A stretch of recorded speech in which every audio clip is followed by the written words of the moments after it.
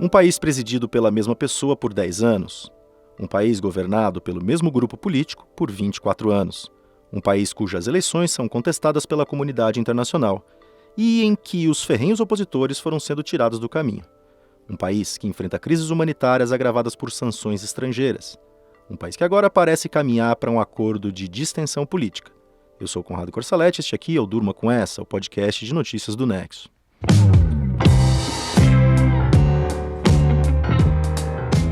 Olá, eu sou a Letícia Arcoverde e estou aqui com o Conrado para apresentar esse podcast que vai ao ar de segunda a sexta no começo da noite, sempre com notícias que podem continuar a ecoar por aí. Quinta-feira, 19 de outubro de 2023, dia seguinte ao anúncio do fim das sanções dos Estados Unidos ao petróleo, ao gás e ao ouro da Venezuela. A medida é temporária e é um dos termos de um acordo firmado entre opositores do país sul-americano e o governo do presidente Nicolás Maduro. Pasemos la página, reconstruyamos una relación de respeto, de cooperación. Esse é o Maduro falando em virar a página com os Estados Unidos e reconstruir uma relação de respeito entre os dois países, adversários geopolíticos desde que a esquerda ascendeu ao poder na Venezuela em 1999. O acordo venezuelano prevê a realização de eleições livres no país no segundo semestre de 2024. Prevê a presença de observadores internacionais durante a disputa, incluindo representantes da União Europeia. Prevê também a libertação de adversários considerados presos políticos pela oposição e por parte da comunidade internacional. O fim das sanções, portanto, é uma contrapartida para que a distensão política avance. Se as eleições venezuelanas ocorrerem normalmente e forem chanceladas pelos observadores internacionais, o veto americano ao petróleo, ao gás e ao ouro do país sul-americano pode acabar de vez. Essas sanções ao petróleo, ao gás e ao ouro vêm desde 2019 e atingiram o principal produto da Venezuela, que tem uma economia extremamente dependente do petróleo que produz. As sanções foram impostas um ano depois de mais uma reeleição do Maduro, numa disputa cujo resultado não foi reconhecido pelos Estados Unidos, pela União Europeia, nem por países como o Brasil, à época governado pelo presidente Michel Temer. O histórico de sanções americanas aos venezuelanos, porém, é mais antigo. É algo apontado pelo presidente da Venezuela como o principal motivador da crise social que assola a população que ele governa. Em 2014, os Estados Unidos bloquearam contas e restringiram a entrada e a circulação em seu território de venezuelanos associados a violações do governo Maduro. Barraram negócios com empresas desses venezuelanos. Outras restrições foram sendo impostas. Algumas medidas foram flexibilizadas em 2021 para permitir o combate à pandemia de Covid-19. Já em 2022, houve também um certo alívio das restrições no setor energético, isso em meio à invasão russa na Ucrânia, que escasseou produtos do setor. O Maduro, por sua vez, libertou presos americanos após uma visita oficial de representantes da Casa Branca. Ao anunciar a suspensão das sanções ao petróleo, ao gás e ao ouro venezuelanos na noite dessa quarta-feira agora, o secretário de Estado americano, Antony Blinken, disse que conta com a libertação de todos os cidadãos americanos e presos políticos detidos injustamente na Venezuela. O secretário do governo Joe Biden ainda insistiu num ponto que não está muito claro como vai funcionar nesse acordo. Os políticos de oposição que estão hoje inabilitados de disputar eleições vão poder entrar na disputa do segundo semestre de 2024?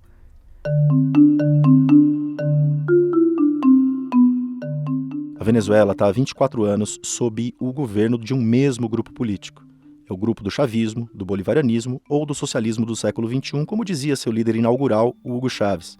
Após participar de uma tentativa de golpe frustrada em 1992, o militar chegou à presidência do país pelo voto democrático de forma legítima em 1999. Ele estatizou a economia, concentrou poder e implementou diversas políticas sociais. Carismático, se tornou popular dentro e fora da Venezuela. O Chávez convocou referendos, fez mudanças constitucionais, aprovando o reconhecimento do direito dos povos indígenas, a transformação do parlamento bicameral em unicameral e a extensão dos mandatos presidenciais. No ano 2000, convocou uma mega eleição. Foi reeleito presidente, conseguiu garantir maioria na Assembleia Nacional, o parlamento unicameral, e passou a indicar aliados para a Justiça e para o Ministério Público. Em 2002, ele trocou gestores da PDVSA, estatal de petróleo venezuelana, por aliados. Isso gerou protestos de sindicatos e empresários, que estimularam uma greve na petroleira. A oposição deu um golpe. Pedro Carmona, líder do empresariado, tomou o poder, Mas 3 dias depois, tropas governistas reverteram o golpe e Chávez reassumiu. A oposição jogava pesado e o Chávez também. Ele mudou regras no judiciário para ampliar os seus poderes. E a oposição, depois de tentar tirar o presidente num referendo em 2004, decidiu não disputar as eleições parlamentares do ano seguinte, sob a alegação de que a Justiça e o Conselho Eleitoral haviam sido aparelhados por chavistas e, portanto, a eleição não seria limpa. O Chávez acumulou reeleições até morrer em decorrência de um câncer em 2013. Nicolás Maduro, vice-presidente, assumiu e, a partir dali, engatou também reeleições no cargo, em disputas cada vez mais contestadas interna e externamente. Sem o mesmo carisma do Chávez e sem a conjuntura internacional favorável da época do antecessor, o Maduro intensificou a estratégia de controlar a justiça e o Conselho Eleitoral do país, além de emparedar opositores. A Organização das Nações Unidas, a Anistia Internacional e a ONG Human Rights Watch acusam o governo Maduro de ser uma ditadura que usa da violência para se perpetuar no poder, além de usar o aparato militar e de inteligência para vigiar a sociedade civil. As sanções econômicas americanas começaram em 2014, inclusive, sob a alegação de que o governo venezuelano violava direitos humanos. Os Estados Unidos chegaram a acusar o Maduro de envolvimento com o tráfico de drogas e com o narcoterrorismo, algo que ele nega. As disputas internas de poder, com o governo criando um parlamento constitucional paralelo quando perdeu o controle da Assembleia Nacional, com protestos de rua com centenas de mortos e presos, se somavam a um caos social, com hiperinflação e aumento da pobreza. A mais recente reeleição do Maduro foi contestada a ponto de um opositor, o Juan Guaidó, anunciar em 2019 um governo paralelo, reconhecido por mais de 50 países, incluindo o Brasil do então presidente Jair Bolsonaro. Era só algo simbólico, afinal o Guaidó não tinha poder algum. Guaidó, inclusive, que depois foi perdendo influência, até mesmo na própria oposição.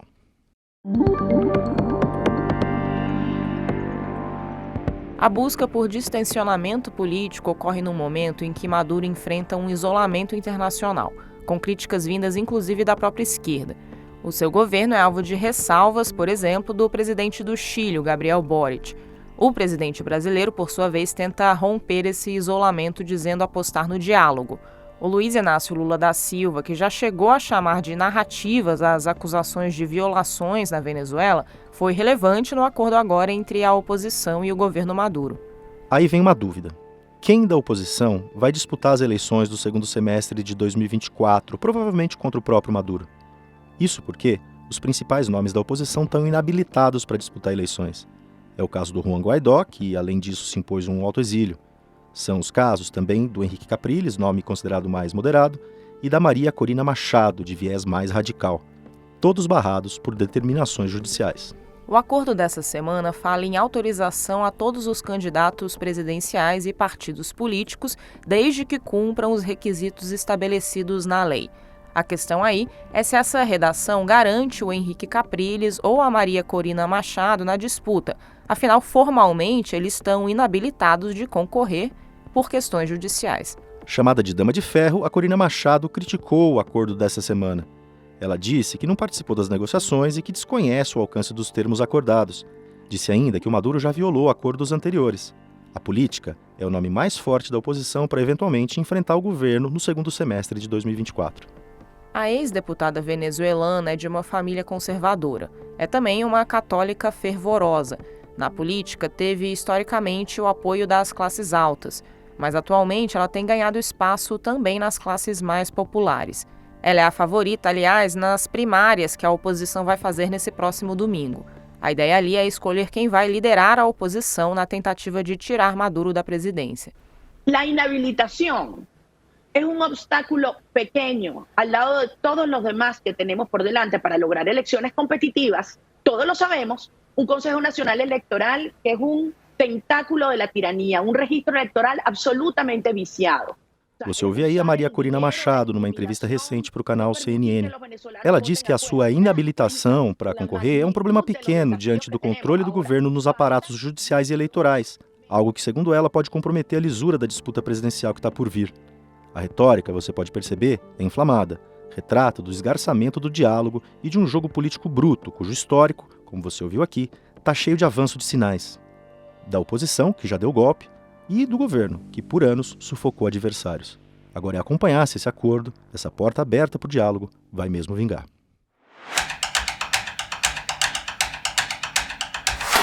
A CPI de 8 de janeiro no Congresso Nacional acabou.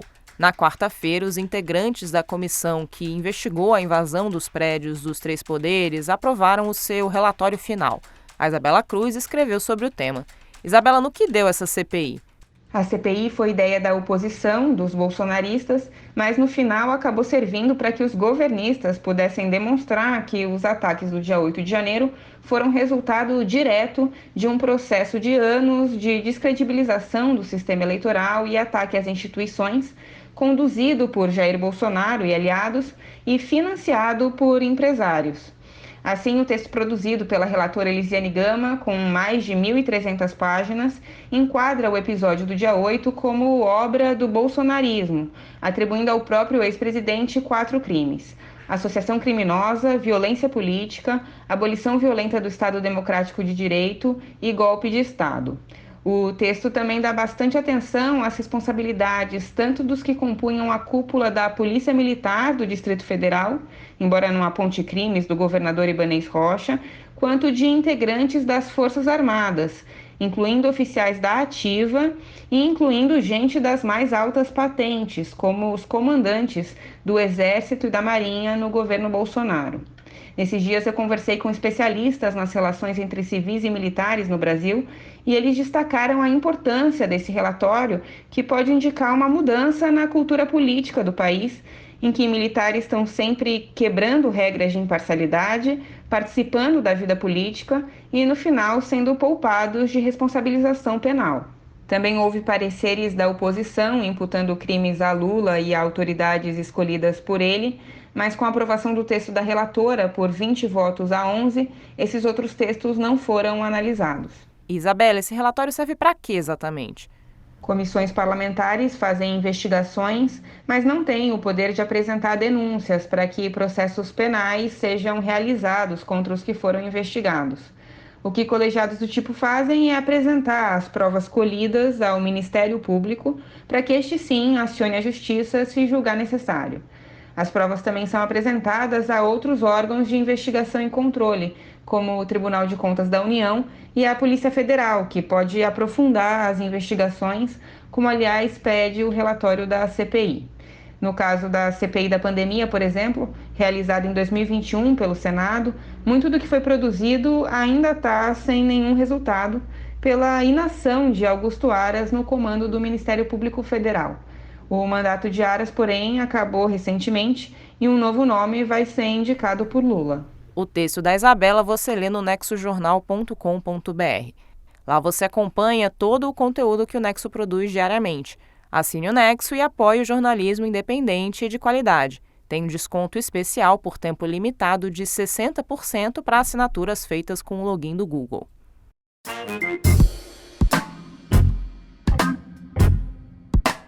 O fim de semana já está no horizonte, então é dia de Gama Revista no Durma Com Essa. A sessão traz dicas culturais que vem da newsletter Achamos Que Vale. A gente deixa o link na descrição do episódio para se você quiser assinar.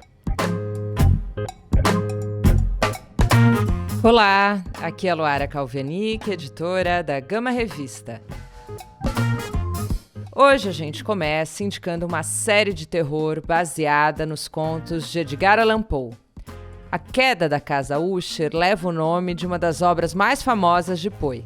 Nela, a gente acompanha a iminente ruína de uma poderosa e rica família e, ao longo de 8 episódios, a trama costura diferentes histórias do autor. Está disponível no Netflix. A nova produção é de Mike Flanagan, responsável por A Maldição da Residência Hill e Missa da Meia-Noite. Se você é do tipo que comemora o Halloween, é um bom jeito de se inspirar. Para ir, Gama indica a exposição Histórias Indígenas, no MASP, em São Paulo. São obras de mais de uma centena de artistas de origens e períodos distintos. A mostra é realizada em parceria com a instituição norueguesa Cold Bergen Art Museum e exibe diferentes perspectivas indígenas da América do Sul, da América do Norte, da Oceania e da Escandinávia. Até 25 de fevereiro de 2024. Para ouvir, aperta o play no novo álbum de Bad Bunny.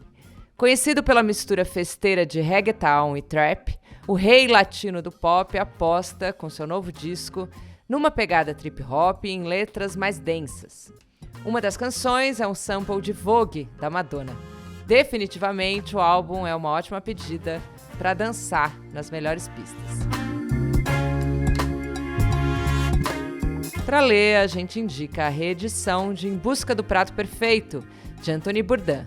Ele virou best-seller ao lançar, em 2016, Cozinha Confidencial, em que contou segredos e podres das cozinhas dos restaurantes.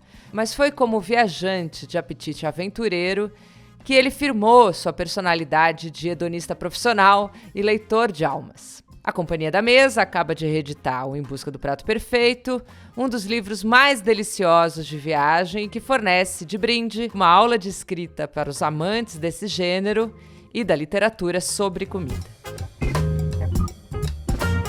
E para finalizar, mais uma dica de exposição, agora no Museu Afro de São Paulo.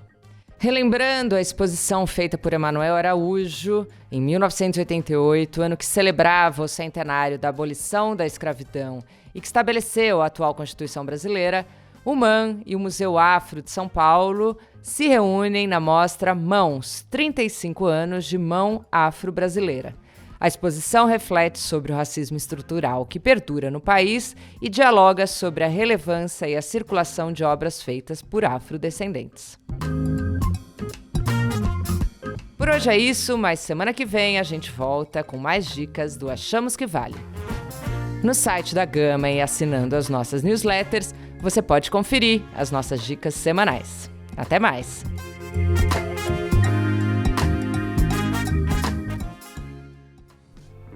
Do acordo entre oposição e governo na Venezuela, passando pelo relatório final da CPI de 8 de janeiro no Congresso e fechando com as dicas da semana da Gama Revista, durma com essa.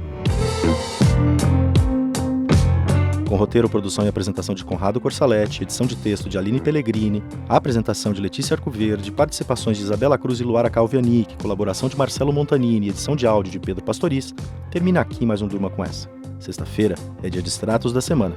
A gente traz para você um resumo das principais notícias do Brasil e do mundo nesses últimos dias. Até!